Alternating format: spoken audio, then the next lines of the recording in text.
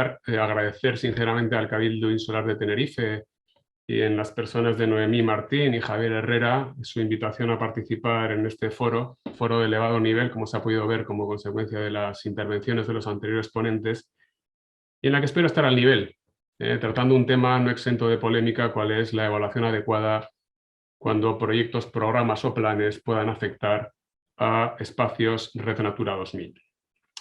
Porque bien es cierto que se habla mucho de la evaluación de impacto ambiental de proyectos, de la evaluación ambiental estratégica de planes y programas, pero quizá, y no debe ser desconocida, hay una evaluación más, que es la evaluación adecuada que reconoce o que prevé el artículo 6.3 de la Directiva de Hábitats, cuando planes, programas o proyectos puedan afectar a estos espacios.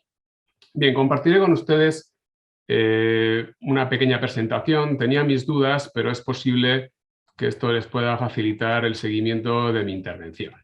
En cualquier caso, bueno, pues les comentaba a los organizadores que yo no soy mucho de presentaciones, por lo tanto, si encuentran en ella mucho texto, pues lo lamento. Sí he tratado de extraer algunos fundamentos jurídicos de las sentencias más importantes, principalmente del Tribunal de Justicia de la Unión Europea, que se han pronunciado sobre proyectos, planes y programas relacionados con la Directiva de Hábitats y particularmente con esos espacios Red Natura 2000. Bueno, tenemos que tener claro cuál es el planteamiento. El objetivo de la Red Natura es el mantenimiento, el establecimiento de una red para lograr sobre ella una conservación favorable de determinadas especies y de determinados hábitats de estas especies.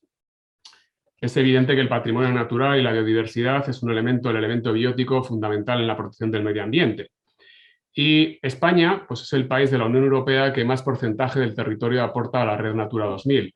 Casi un 30% del territorio nacional está dentro de la Red Natura 2000, ya sea como lugar de interés comunitario o como zona de especial conservación. Una vez que en el plazo de 6 años, a veces incumplido, se ha aprobado su plan de gestión y ha pasado a ser zona de especial conservación, y por supuesto aquellas zonas de especial protección de las aves.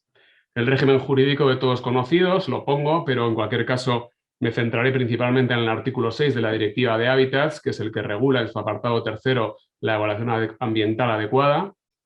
Por supuesto, la Ley de Patrimonio Natural y Biodiversidad, que en su artículo 46 es la transposición de esta directiva, y como no puede ser de otra manera, las previsiones que la Ley de Evaluación Ambiental, la Ley 21/2013, hace referencia a la Red de Natura 2000, porque como vamos a ver, se va a integrar esta evaluación adecuada en los procedimientos de evaluación de impacto ambiental. Bueno, esto es una pequeña foto de la revista del boletín de la Comisión Europea Red Natura 2000 del pasado mes de febrero, para que nos hagamos una idea de cuál es el porcentaje de territorio europeo que está dotado de protección por Red Natura 2000 y qué tipo de suelos integran la Red Natura 2000. Ahí lo pueden ver a nivel europeo, pues el 65% son áreas forestales y seminaturales, el 24% son áreas agrícolas, 5% humedales, 5% extensiones de agua y un 1% áreas artificiales. Al lado, por supuesto, aquí en el caso de España, sepan que las áreas forestales y seminaturales son el 74% y las áreas agrícolas el 24%, por lo tanto quedaría un 2% del resto de extensiones. Y aunque nos parezca algo lejano, la Red Natura 2000, nos parezcan zonas rurales, pues miren, este es un dato interesante. La Comisión Europea hizo un estudio sobre un buen número de ciudades europeas y llegó a la conclusión, respecto a 800 ciudades europeas, que el 82% de ellas, en su término municipal, tienen lugares Red Natura 2000, solo un 18% son ciudades que no tienen Red Natura 2000. Por lo tanto, no es algo tan lejano y, por supuesto, ni qué decir tiene que todo esto condiciona y de qué manera y mucho la ejecución de proyectos, el desarrollo de actividades, planes y programas que puedan tener una incidencia sobre el medio ambiente. Se hablaba hace un momento de la transición energética. Desde luego, la transición energética en la que estamos ahora inmersos para prevenir, para mitigar las emisiones de gases de efecto invernadero y, por lo tanto, optar por un sistema en 2050 hipocarbónico, neutro en emisiones de gases de efecto invernadero, pues es un claro ejemplo de la dinámica problema-solución, nuevo problema. Solventamos el problema mediante la generación de energías renovables, apostando por la generación de energías renovables, pero ya lo han anticipado otros ponentes, muchos de los proyectos de generación de energías renovables, particularmente parques eólicos y grandes instalaciones solares fotovoltaicas, están topando con problemas principalmente de evaluación ambiental y de evaluación ambiental adecuada, dado que muchos de ellos se colocan en lugares cercanos a espacios Red Natura 2000 y por lo tanto exigen una evaluación adecuada que ya vamos a ver que además tiene un carácter vinculante. En España tengo que decirles que más del 70% de los LICs ya son zonas de especial conservación, porque ya las comunidades autónomas y también el Estado ha ido aprobando los planes de gestión de estos lugares de interés comunitario, convirtiéndolos en CECs. Ya son pocas las comunidades autónomas rezagadas, caso de Cantabria, Comunidad Valenciana en menor medida o región de Murcia. Precisamente se ha aprobado y veía el decreto 132/2021 por el que se declaran ya zonas de especial conservación, aprobando su plan de gestión en la Comunidad Valenciana, la playa de Moncofa y el Marjal de Almenara. Y Aragón, que era uno de los rezagados, recientemente este año pasado ha aprobado ya prácticamente todos los planes de gestión de sus lugares de interés comunitario. Bueno, por lo tanto, tenemos una evaluación más, una evaluación ambiental adecuada, una red de espacios y lugares que son dignos de una especial protección por albergar determinadas especies o ser el hábitat de ellas, y ello conlleva, como no puede ser de otra manera, una serie de obligaciones claras y concretas que se derivan del artículo 6 de la directiva. Directiva comunitaria que ya tiene unos cuantos años porque es una directiva del año 92 y que evidentemente establece unas obligaciones de hacer, unas obligaciones de resultado a los estados que los estados han ido incorporando a través de su ordenamiento jurídico y, por supuesto, teniendo que adoptar todas las medidas técnicas y legales necesarias para llevar a cabo la especial protección de la cual es acreedora estas zonas. Bueno, la primera obligación es clara, es la de establecer instrumentos de protección. El artículo 6.1 habla de la adopción de planes o instrumentos de gestión, medidas normativas, administrativas o contractuales. Esto se ha sustanciado principalmente, como ya les he dicho, a través de la aprobación de planes de gestión de estos lugares de interés comunitario en los cuales se determinan claramente, principalmente, los objetivos de conservación, que son los que nos van a determinar también los aspectos sobre los que debe versar la evaluación adecuada. Se establece, lógicamente, la adopción de planes de gestión, instrumentos de planificación, régimen de usos, actividades permisibles, limitaciones, medidas para la conservación de los hábitats y las especies, y evidentemente estos planes de conservación, además, mejor dicho, estos planes de gestión deben venir precedidos, como no puede ser de otra manera, de la previa información y participación públicas. Conocen todos ustedes perfectamente el convenio de Aarhus de información, participación y acceso a la justicia y evidentemente este tipo de planes no pueden sustraerse a la necesaria información y por ende participación de aquellas personas interesadas e incluso del público en general que pueda participar en el mismo. Además tenemos jurisprudencia sobre estos aspectos y jurisprudencia bien reciente. Ahí les doy nota de la sentencia del Tribunal Supremo de 28 de enero de 2019 que no deja duda alguna sobre la naturaleza reglamentaria de este tipo de planes de gestión, su exigencia de participación y su exigencia de publicación, además de su clara prevalencia sobre los planes urbanísticos. Dice exactamente esta sentencia que en todo caso se trata del establecimiento de estos planes de objetivos, medidas y criterios de actuación ejecutivos que en cuanto a establecimiento se proyectan sobre los correspondientes espacios, afectan a quienes tienen titularidades e intereses en los términos previstos y objeto de regulación del plan. Obviamente estos planes solo se someten a evaluación ambiental estratégica de acuerdo con lo que establece la Ley de Patrimonio Natural y Biodiversidad en su disposición adicional 10ª, en tanto y cuanto realmente deban ser sometidos a evaluación ambiental estratégica, y es cuando sean marco de ulteriores proyectos que tengan que ser sometidos a evaluación de impacto ambiental, lo cual no suele ser habitual. En cuanto al contenido de estos planes, pues es claro, lo he anticipado, los objetivos de conservación, evidentemente, la condición y requisitos ecológicos que deben reunir los hábitats y las especies que albergan, también referentes al contexto socioeconómico y cultural de la zona, las soluciones de gestión prácticas que son sostenibles y que se integran mejor con las prácticas de uso del suelo y, por supuesto, proporcionan un claro medio para determinar qué actividades se pueden llevar a cabo y cuáles son las correspondientes responsabilidades.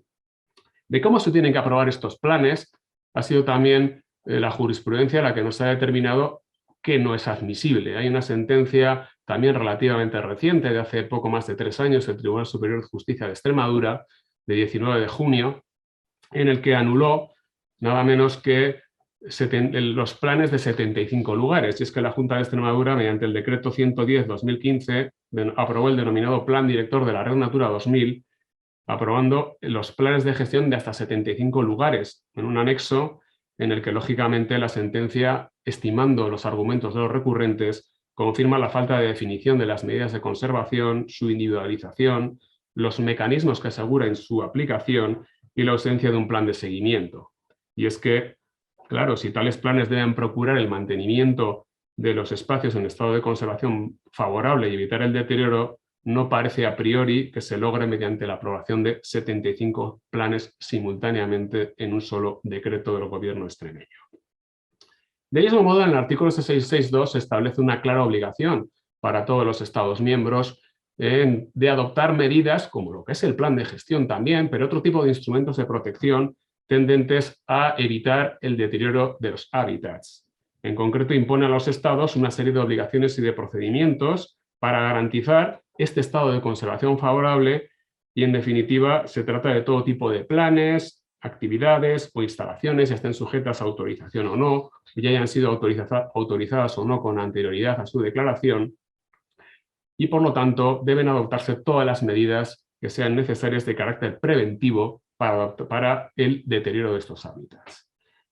Por ejemplo, hay una reciente sentencia en la que se establece claramente, se le condena al Estado, a la República Helénica, a Grecia, en sentencia reciente de 17 de diciembre de 2020, por incumplimiento del artículo 6 de la Directiva de Hábitats, no porque no haya realizado una evaluación adecuada, sino porque no había aprobado en plazo las medidas adecuadas, es decir, los planes de gestión para la conservación y objetivos de conservación de nada menos que 239 LICs en la República Helénica. Bueno, llegamos al artículo estrella, que es el artículo 6.3 de la Directiva de Hábitats. El artículo 6.3 que tiene su correlato, por supuesto, en la Ley de Evaluación Ambiental, en su disposición adicional séptima, pero también en los artículos, en el artículo 46, 45, 46 de la Ley de Patrimonio Natural y Biodiversidad.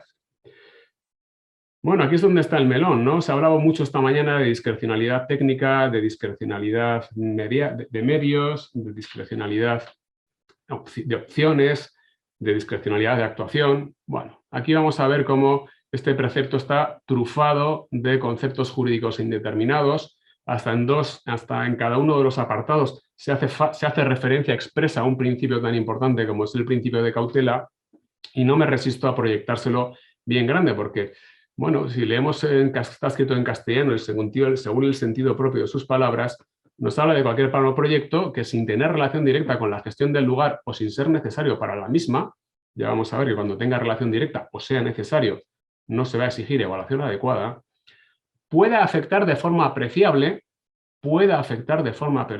aquí hay que aplicar el principio de cautela, indubio pro evaluación, ya sea individualmente o en combinación con otros planes, el efecto cumulativo. En este caso se someterá a una adecuada evaluación de sus repercusiones, y esa adecuada evaluación de sus repercusiones se va a circunscribir a los objetivos de conservación. Ya que ya les adelanto que el ámbito de la adecuada evaluación de los espacios Red Natura 2000, en ese informe que debe contener cualquier evaluación de impacto ambiental o evaluación ambiental estratégica, se circunscribe exclusivamente a los objetivos de conservación, por lo tanto su ámbito es más reducido.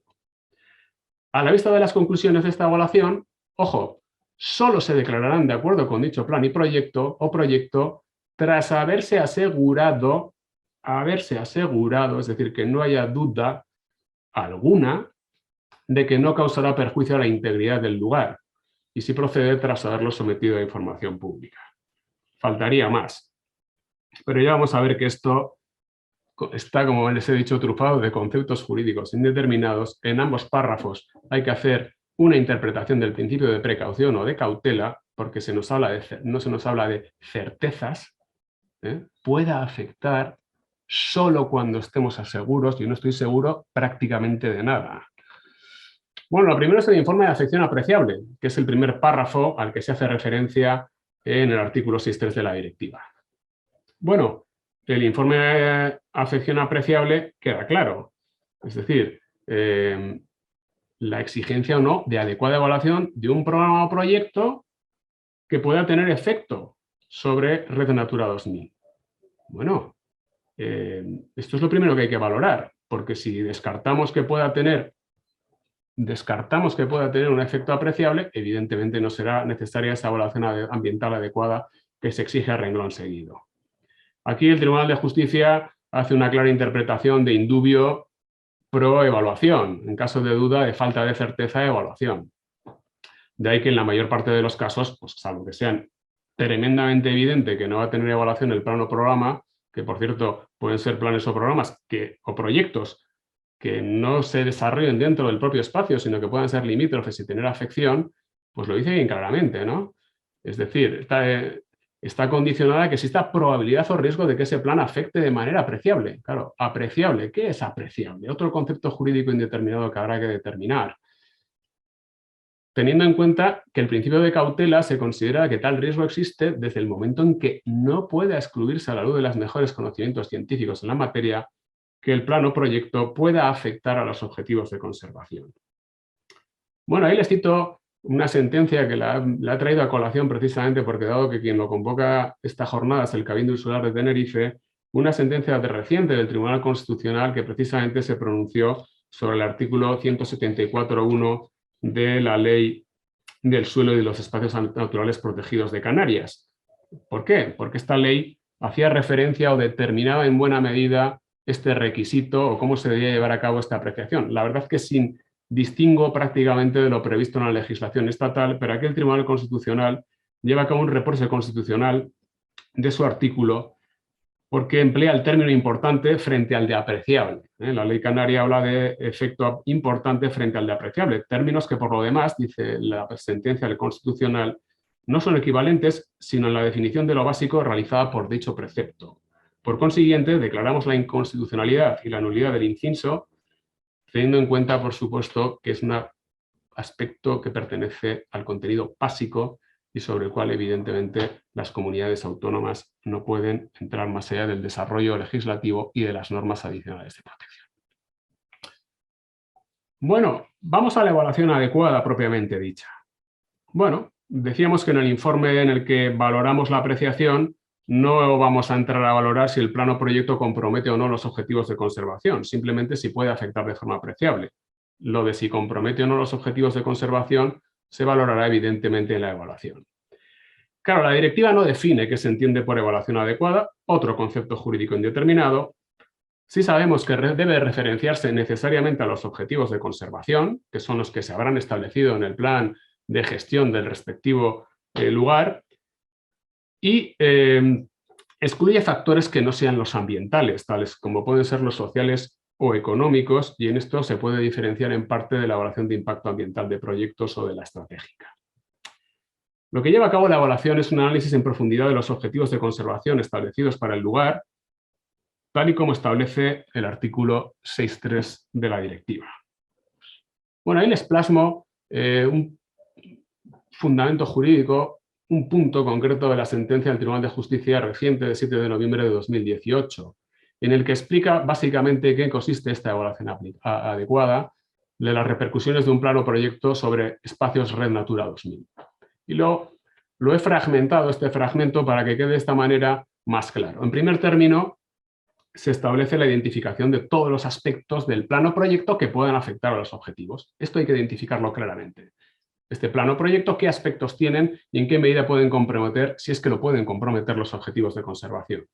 En segundo término, y aquí es donde se exige un auténtico rigor y un hard look por parte del evaluador, la evaluación, para considerarse adecuada, y aquí donde se determina ese concepto jurídico indeterminado, no puede contener lagunas de ninguna de las maneras. Lo que tiene que contener son constataciones y conclusiones, fíjense, dice, completas, precisas y definitivas que permitan disipar cualquier duda científica razonable sobre los efectos del plan o proyecto. Claro, aquí traemos el principio de cautela al extremo. Yo tengo mis reservas sobre el principio de cautela en su extremo, porque si llevamos el principio de cautela al extremo, como luego les argumentaré, me da la sensación de que no vamos a poder mover ninguna piedra para hacer absolutamente nada. Estoy pensando en actividades extractivas, estoy pensando en infraestructuras, estoy pensando, como se ha referido hace un momento y en las ponencias anteriores, a proyectos relacionados con la generación de energía renovable, etcétera, ¿no? Y en tercer término, pues bueno, esto es una cláusula que todos estos aspectos deben referenciarse e identificarse a la luz de las mejores, iba a decir mejores técnicas disponibles, que es lo propio de las autorizaciones ambientales integradas, pero no. Aquí se refiere a los mejores conocimientos científicos en la materia, que tampoco se sabe cuáles son. Por lo menos las mejores tecnologías disponibles las tenemos referenciadas en los BREFs. Pero aquí, pues evidentemente, habrá que hacer referencia a ellos. Y esto supone que la autoridad competente tiene que contabilizar y evaluar todos los aspectos que pueden afectar y adoptar una decisión. Porque ya vamos a ver que la evaluación ambiental adecuada, además, es vinculante, no determinante, ¿eh? Con lo cual nos lleva directamente a misa, ¿eh? Sería, si es negativa, desde luego no se debe llevar a cabo el proyecto. Lógicamente, la integridad del lugar, que es a lo que se refiere, que es lo que puede verse comprometido como consecuencia de afectar a los objetivos de conservación, la integridad del lugar está ligada al cumplimiento de los objetivos de conservación, de manera que no los obstaculice, no los ponga en peligro o no los dificulte. El perjuicio a la integridad tampoco se puede ligar a la superficie del proyecto. Puede ser, por ejemplo, una zona de especial conservación de 9.000 hectáreas y el proyecto de hueco minero en el que se pretenda llevar a cabo una actividad extractiva, por poner un ejemplo, tenga 21 hectáreas. Claro, hablamos de un 0,05%, pero puede ser que ponga en peligro los objetivos de conservación y en consecuencia afecta a la integridad del lugar y en consecuencia ese proyecto no salga adelante. Bueno, por lo tanto, como les he dicho, solo podrá autorizarse un proyecto si se tiene certeza, de que tras la evaluación no causará perjuicio a la integridad. Integridad del lugar, que vuelvo a repetir, nuevo concepto jurídico indeterminado. Algo que, como les decía, no está exento de conflicto desde mi punto de vista, porque en el mundo del derecho y en el de la ciencia, y me consta que aquí hay científicos, técnicos, yo creo que las certezas son difíciles de tener y acudiendo al principio de cautela habrá que ponderar los riesgos, ya que es sabido que el riesgo cero no existe. Claro, cuando la jurisprudencia del Tribunal de Justicia, en otra sentencia del 29 de julio de 2019, afirma que cuando haya incertidumbre sobre la inexistencia de tales efectos, cuando haya incertidumbre, las autoridades deben denegar la autorización solicitada, nos damos cuenta de que, como les decía hace un momento, se lleva a cabo una interpretación maximalista del principio de cautela. Y es que yo creo que hacer una interpretación extrema, y aquí quiero ser un poco polemista, no quiere decir que yo lo asuma del todo, supondría la obligación de denegar la aprobación, como les decía, de cualquier proyecto ante cualquier duda. Duda pequeña, grande, mínima, sobre la existencia de efectos perjudiciales. Obviamente, si se autoriza un proyecto es porque se presume que no causará perjuicio a la integridad del lugar, y es que si se tuviera certeza de tal perjuicio, se recurriría a la autorización excepcional de 6.4, que ya veremos en qué consiste, cuando haya causas imperiosas, ¿no? Yo pienso que el principio de cautela reclama una interpretación objetiva, es decir, que tal falta de certeza se proyecte sobre sea real, sea demostrable y que haga imposible o poco probable la consecución de los objetivos de conservación o suponga la destrucción de manera irreversible de una parte fundamental del ecosistema que caracteriza la zona y que es esencial para su integridad, su importancia o la coherencia de la red Natura 2000. Porque claro, esta mañana se ha hablado extraordinariamente bien por Mariano Bacigalupo Saguese de la discrecionalidad técnica, de las formas de discrecionalidad operativa, como les decía, medial, de elección. Yo creo que la evaluación ambiental es una clara discrecionalidad de elección en cierto modo y también medial, de los medios de los que se debe disponer para llevar a cabo estos análisis y llegar a estas conclusiones. Y aquí la cuestión es la calidad de la evaluación adecuada. No me resisto a recomendarles la lectura de este libro que se publicó con motivo de los 25 años de la Directiva de Evaluación de Impacto Ambiental, en el que hay un capítulo de mi buen amigo René Javier Santamaría Harinas, en el que hace un análisis pormenorizado del Real Decreto que desarrolla la Ley de Evaluación Ambiental, por cierto, un Real Decreto que sigue vigente y que lo que desarrollaba era el Real Decreto Legislativo 1302 del 86. en el que hace un análisis crítico de la metodología de la evaluación. Vamos a ver, la ley no establece una metodología clara de la evaluación, más allá del anexo 6 que todos ustedes conocen y en lo que se refiere a la Red Natura 2000 en su apartado 5. Ahora bien, si queremos dotar de seguridad jurídica a los propios funcionarios, a la propia administración, a los propios operadores, a los stakeholders y a todos los que están implicados en estas evaluaciones, yo creo que es bueno determinar una metodología de evaluación adecuada. ¿Por qué digo esto? Miren, de los informes de la Comisión Europea, la cuestión que les planteo no es en absoluto baladí. Las denuncias que recibe la Comisión sobre la aplicación de la Directiva de Hábitats, pásense ustedes, se refieren no ya a la degradación de los lugares designados, a la ausencia de planes de gestión, a la ausencia de medidas apropiadas, a la ausencia de recursos económicos, sino a la mala calidad de las evaluaciones adecuadas exigidas por el artículo 6.3 de la Directiva. Claro, ya hemos visto que no es sencillo determinar el significado de la evaluación adecuada, ni establecer el grado de repercusión. Es la jurisprudencia la que caso por caso lo ha ido determinando, aunque ya ha establecido una doctrina muy proteccionista. Lo cierto es que la anterior regulación de la evaluación ambiental, en la disposición final segunda, establecía la necesidad de una norma que determinase la metodología, la evaluación sobre criterios objetivos, demostrables, cuantificables, en definitiva, seguridad jurídica, como les decía. Esta norma no se llegó a aprobar y desde luego todavía no ha aparecido de manera clara.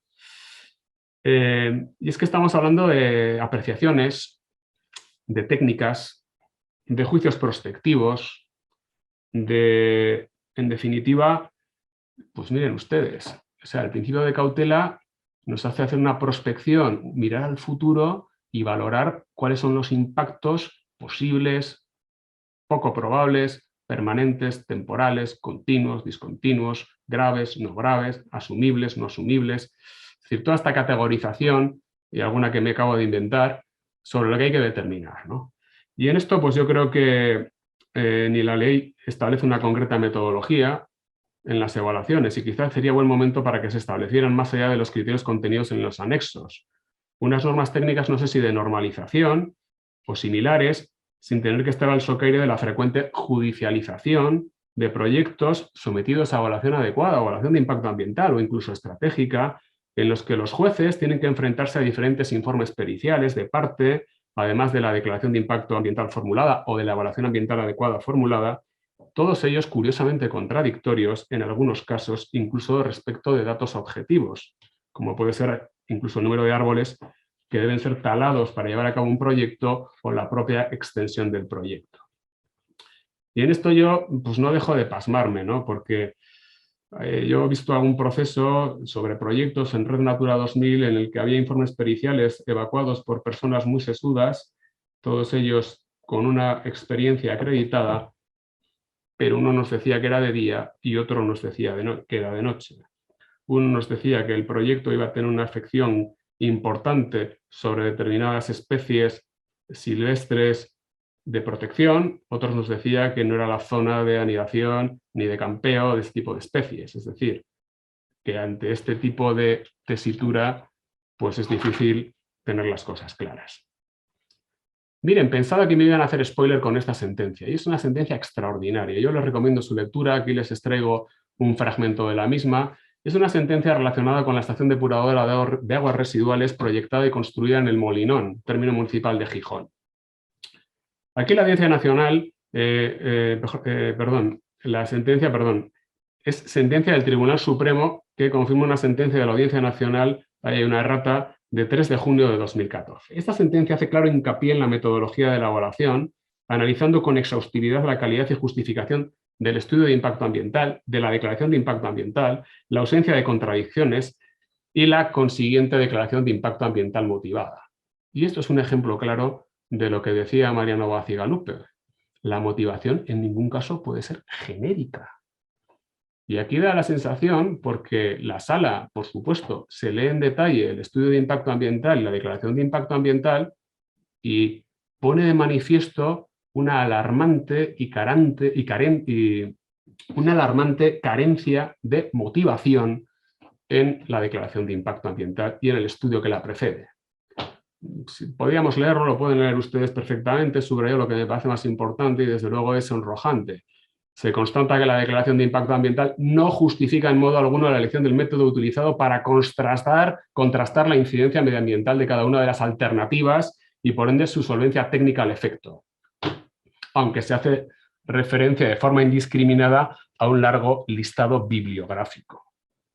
El estudio se limita a aplicar, hay una errata de la sentencia, creo que se refiere a la declaración, se limita a aplicar una escala de puntuaciones comprendidas entre +6 y -10, a diferentes variables que se toman en consideración, sin explicar el significado de dicha escala, los criterios a considerar en su aplicación, o cuándo se ha de asignar una u otra puntuación a cada alternativa en relación con cada variable empleada.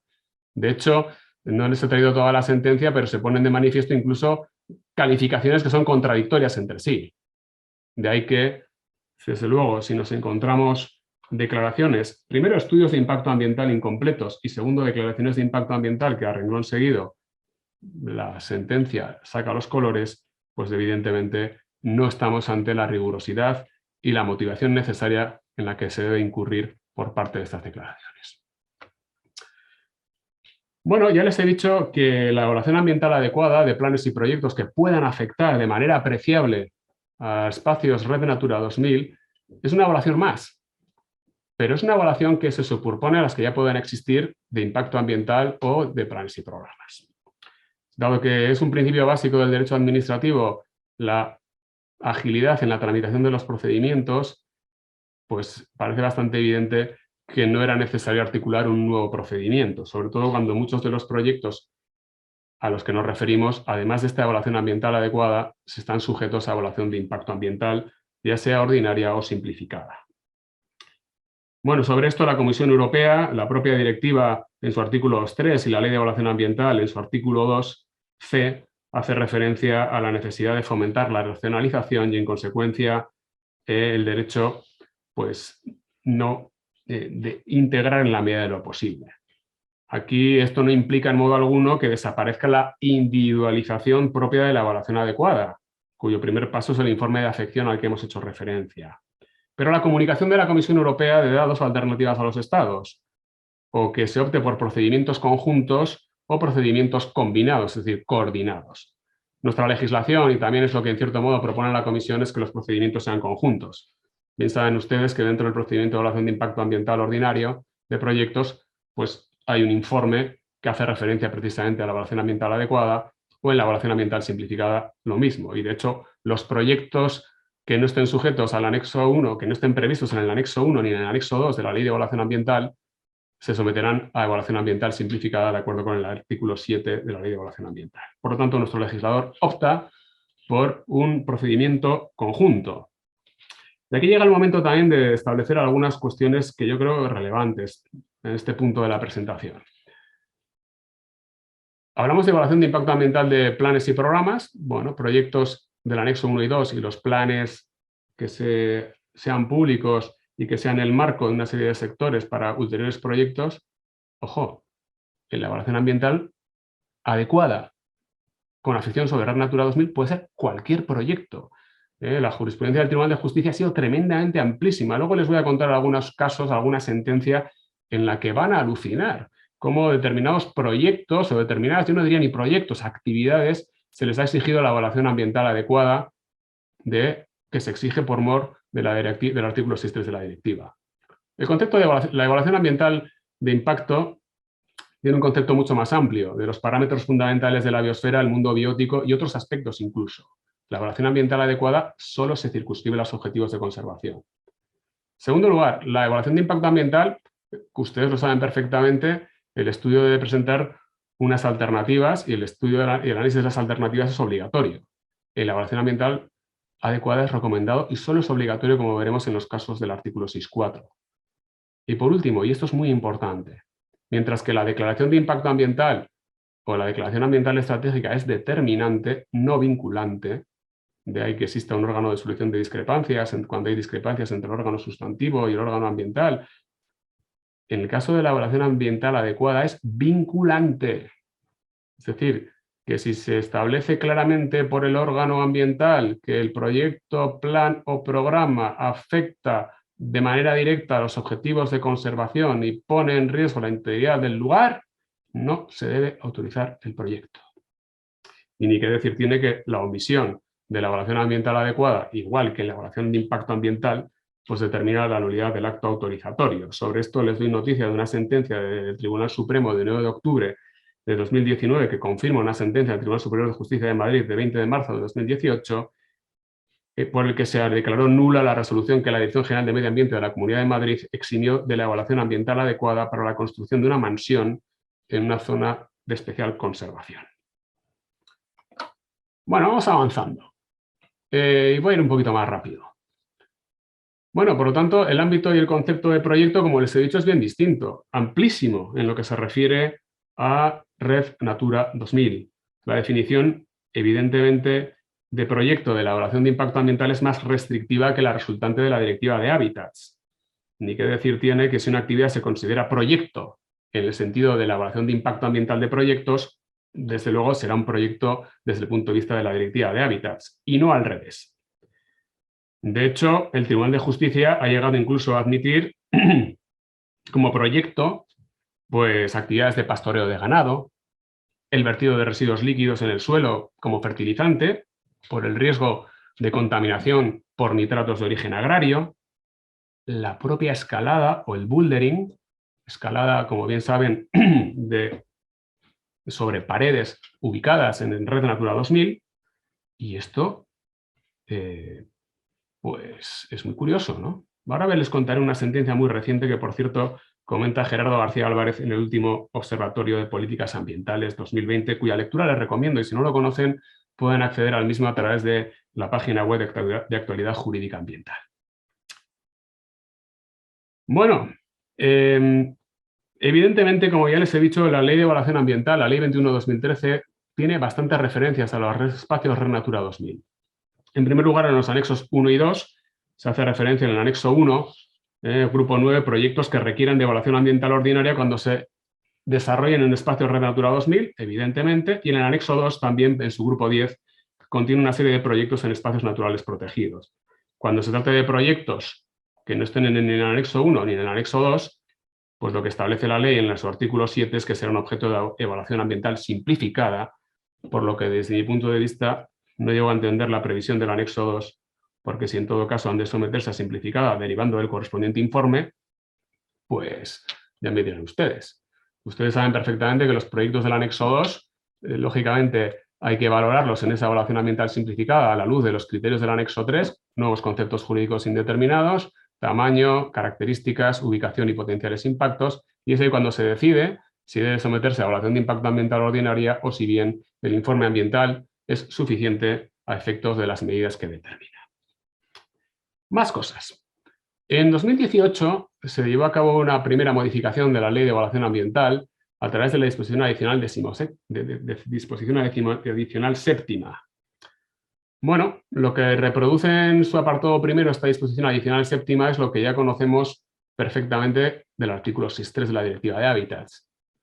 La evaluación de planes y programas que sin tener relación directa, sin ser necesarios, puedan afectar de forma apreciable, pues se someterán dentro de los procedimientos previstos en la presente ley, evaluación ambiental simplificada, en principio, salvo que el proyecto sea una evaluación, sea anexo 1 y se someta a evaluación de impacto ambiental ordinaria, a una adecuada evaluación de sus repercusiones. Bueno, claro, lo que acompaña a continuación esta disposición adicional séptima, cosa que no prevé la directiva, son excepciones a la evaluación adecuada. La primera excepción es que el proyecto tenga relación con la gestión. Y la segunda es que no sea susceptible de causar efectos adversos. Y aquí, claro, esto ha sido bastante criticado y no sin razón por parte de la doctrina. Claro, el decir que se puede excepcionar de la evaluación adecuada un proyecto, plan o programa que tenga relación directa con la gestión, bastando con que el promotor señale el correspondiente apartado del plan de gestión, pues yo no sé si es suficiente, ¿no? Quizás sería necesario, en primer lugar, que el lugar en cuestión tenga plan de gestión, no todos lo tienen. En segundo lugar, que la gestión del espacio, que ese proyecto sea absolutamente necesario para tal gestión y se prevea.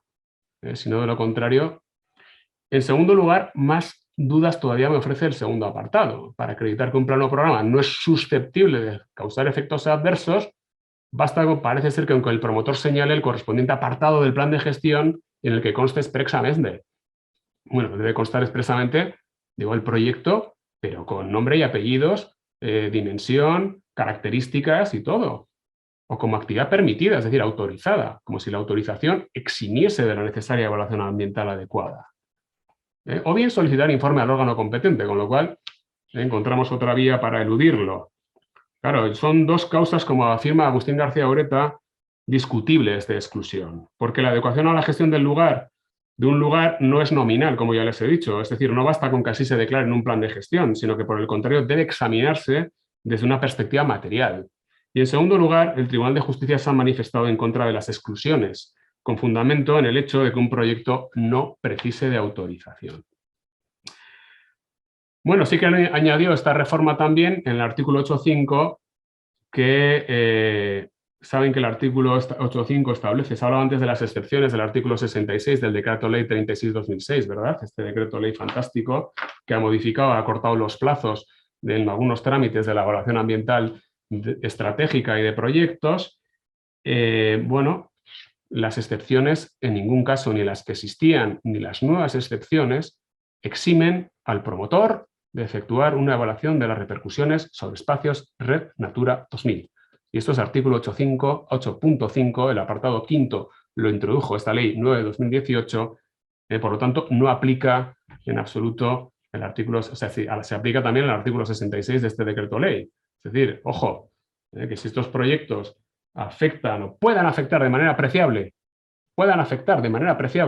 a un espacio Red Natura 2000, lógicamente la evaluación ambiental adecuada será necesaria. Bueno, otras previsiones, bueno, no voy a aburrirles más, conocen perfectamente la Ley de Evaluación Ambiental. En el estudio de impacto ambiental de proyectos, el artículo 35 hace referencia a la necesidad de evaluar las repercusiones en caso de Red Natura 2000, lo mismo el estudio ambiental estratégico. En la simplificada, lógicamente, se prevé que incluirá un apartado específico, etcétera, etcétera, ¿no? Y llegamos al 6.4, que me quedan 5 minutos.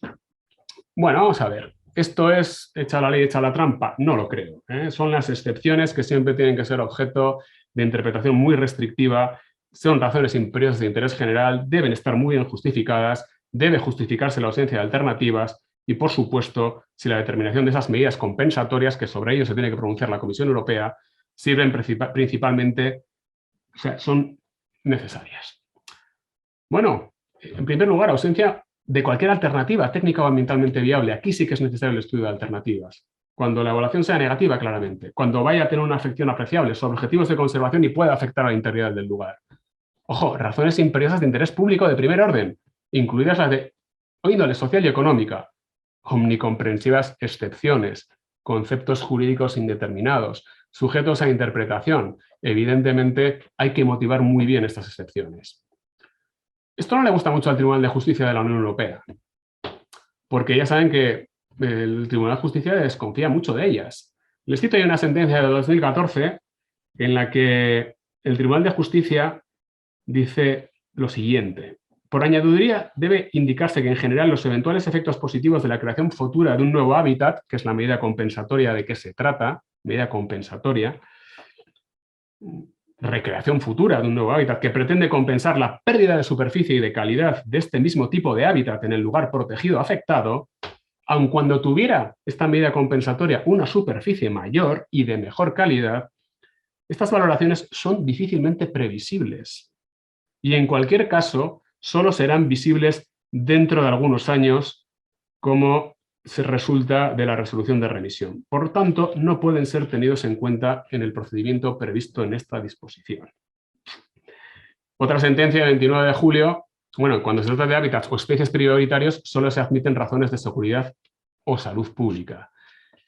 Como por ejemplo la sentencia, así lo ha entendido la sentencia de 29 de julio de 2019, que se ha admitido y se entiende suficiente la imperiosa razón de interés general, cuál es la garantía del suministro eléctrico.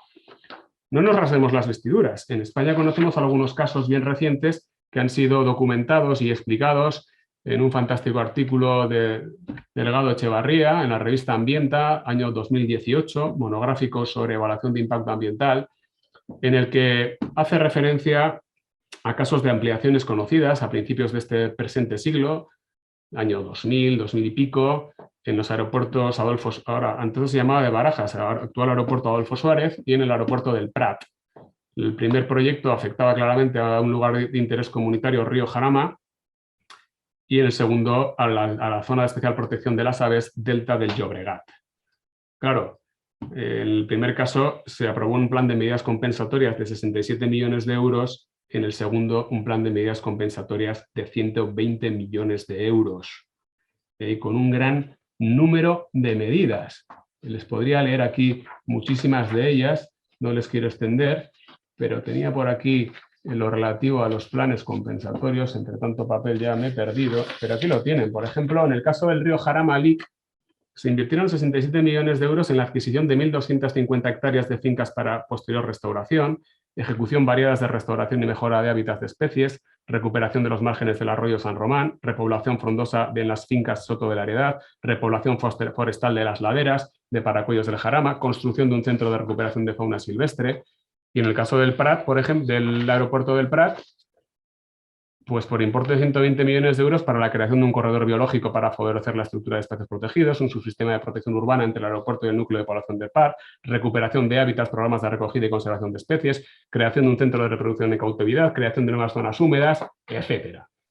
Y esto ha vuelto como un boomerang, porque antes he hecho referencia al profesor Alenza a estas negociaciones frustradas entre el gobierno de la nación y la Generalitat catalana, precisamente sobre el aeropuerto del Prat, en el que se pretendía nuevamente ampliarlo con una clara afección de lo que queda de la cepa Delta del Llobregat, con la lógica oposición de los grupos ecologistas. Lógicamente ese proyecto ha quedado en agua de borrajas, por lo menos hasta dentro de 5 años, y cuando se tenga que aprobar, si es que se aprueba, evidentemente España tendrá que recurrir al artículo 6.4 y a la adopción de medidas compensatorias que tendrán que ser nuevamente aprobadas por la Comisión. La presa de la Breña 2, 3/4 partes de lo mismo. Y termino con 4 sentencias recientes que enumero y me estoy pasando ya del tiempo. Bueno, una sentencia que ya les he hecho referencia. Esta sentencia del Tribunal de Justicia versa sobre la ley belga, una ley que se aprueba. Bueno, Bélgica había decidido clausurar estas 2 centrales nucleares en el término municipal de Amberes y, bueno, recurre al artículo 6.4, porque tiene afección clara sobre la Red Natura 2000. Les dejo noticia, bueno, ahí tienen la justificación, ¿no? Lo que dice el Tribunal de Justicia. Solo la necesidad de evitar una amenaza real y grave del corte del suministro eléctrico puede constituir una razón de seguridad pública que justifique su realización. Mucho de transición energética estamos hablando, ¿eh? Transición energética que está muy relacionada también, pues si queremos garantizar el suministro y además reducir las emisiones, pues aquí está claro que Bélgica opta por prorrogar los permisos de explotación, reabrir estas centrales nucleares, lo mismo que va a hacer Francia con los nuevos proyectos. Aquí la sentencia sobre la Ley 15/2001 del suelo y ordenación del territorio de Extremadura, aquí es una sentencia del Tribunal Constitucional en la que claramente declara la inconstitucionalidad del artículo 11.3, que decía que la mera inclusión de unos terrenos en la Red Natura 2000 no determina por sí sola su clasificación como suelo no urbanizable, pudiendo ser objeto de una transformación urbanística. Bueno, ahí tienen lo que dice el Tribunal Constitucional, que prácticamente ha venido a declarar los espacios Red Natura 2000 como suelos no urbanizables de especial protección. La que les hacía referencia hace un momento, esta es curiosa y termino, Noemí, un minuto. El boulder o escalada libre hasta 8 metros en el bosque de la Herrería, que es una zona de especial protección de la Comunidad de Madrid, su plan de gestión lo prohibía. Esto es recurrido por la Asociación de Escalada Libre y el Tribunal Supremo llega a decir pues, que de acuerdo con lo que establece el plan, que ahí lo tienen, el PMDH del bosque de la Herrería, pues es una actividad crítica por los efectos de la concurrencia de personal en espacios muy concretos y de superficie reducida, que puede provocar desaparición de la cubierta, compactación, destrucción del horizonte superficial, etc., ¿no? Hombre, aquí Gerardo García Álvarez, que es el que ha comentado esta sentencia en el reciente Observatorio de Políticas Ambientales de 2020, dice que, hombre, que igual esto es demasiado, ¿no? Que igual habría que haber hecho un juicio de proporcionalidad, por ejemplo, limitando el número de personas que pueden acudir a practicar este tipo de escalada. Y termino con una sentencia que ha sido también conectada, y estas son novedades que les traigo del reciente Observatorio de Políticas Ambientales por Eva Blasco, que es una sentencia del Tribunal Superior de Justicia de Galicia, que ahí les dejo su fundamento jurídico noveno que comenta Eva sobre un parque eólico. Y desde luego es un fundamento jurídico tremendo, ¿no? Tienen ustedes, como dice, que las especies a proteger no entienden de planeamientos o fronteras, por lo que las zonas ecológicamente más relevantes han de obtener una protección íntegra, sin que pueda haber espacios protegidos rodeados de molinos de viento, porque y bueno, etcétera, ¿no? Y nada más. Muchísimas gracias y quedo a su disposición para las preguntas que quieran plantearme. Siento haber sido tan telegráfico, tan largo en 5 minutos, y si bien puedo, pues responderé a las preguntas. Gracias. Fantástico, don Ángel Ruiz de Apodaca, por su genial, clara y potente intervención. Vamos a formularle las preguntas que se han ido haciendo por los compañeros en el chat. En primer lugar, vamos a unir las cuestiones de Tomás Sierra y de Elena. Nos preguntan, dice, según la disposición adicional séptima de la Ley 21/2013, ¿quién debe determinar que un proyecto puede afectar de forma apreciable a los espacios Red Natura 2000? ¿El órgano gestor o el órgano ambiental? Y también, Elena, la posibilidad de que un proyecto afecte de forma apreciable a Red Natura 2000 no debería valorarla, al menos en primera instancia, el propio órgano gestor de ese espacio. Sin ese primer contacto difícil lo tendrá el órgano ambiental para emitir un informe al respecto. Bueno, vamos a ver, la decisión sobre si se somete desde mi punto de vista, es el órgano ambiental. Si bien, como bien se ha dicho, el órgano gestor pues tendrá mucho que decir al respecto. Pero vamos, quien lo tiene que decidir es el órgano ambiental desde mi punto de vista. Vale. Pregunta José Tomás, en Red Natura 2000, en Borde, han dicho que ha de someterse a evaluación ambiental ordinaria porque el proyecto se trataba de uno de los proyectos de los anexos, planta de tratamiento de aguas residuales, cuando lo que se trataba es de un sistema de depuración natural en un barrio de 300, 500 habitantes en un medio rural, no una planta industrial.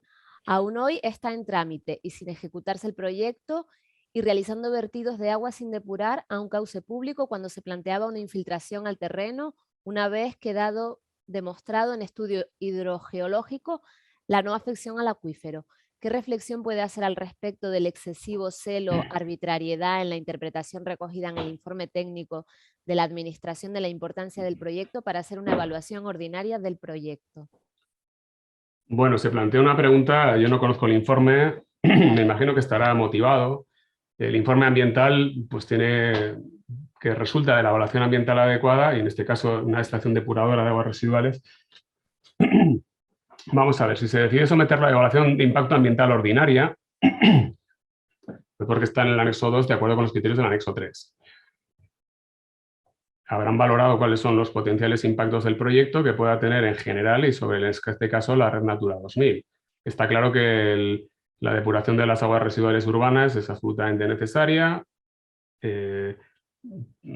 Evita el vertido de aguas residuales urbanas e industriales a cauce, la contaminación de los acuíferos, la contaminación de las aguas continentales superficiales, pero no es menos cierto que tiene un impacto ambiental. Tiene un impacto ambiental porque implica una construcción, tiene un impacto ambiental porque implica la utilización de toda una serie de medios, tiene un impacto ambiental porque genera olores, tiene una contaminación paisajística, si es que puede admitirse este concepto, y por supuesto es una actividad que genera residuos.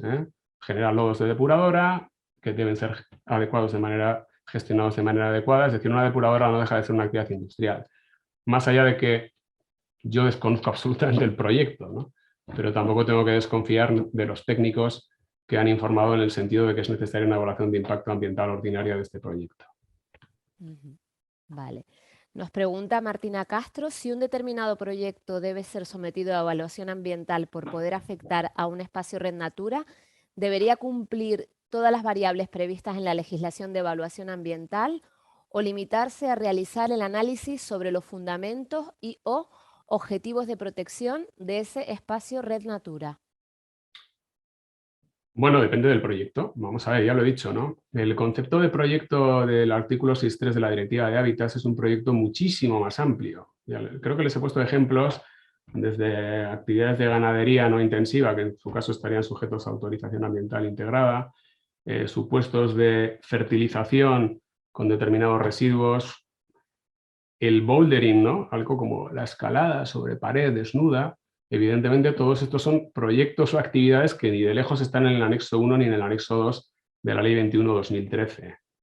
obviamente se trata de un proyecto incluido en cualquiera de estos anexos, además de la evaluación de impacto ambiental que se exige por la Ley 21/2013, se tendrá que someter a esa evaluación ambiental adecuada vinculada a los objetivos de conservación de manera que se deje de manera clara e inequívoca que no afecta a la integridad del lugar.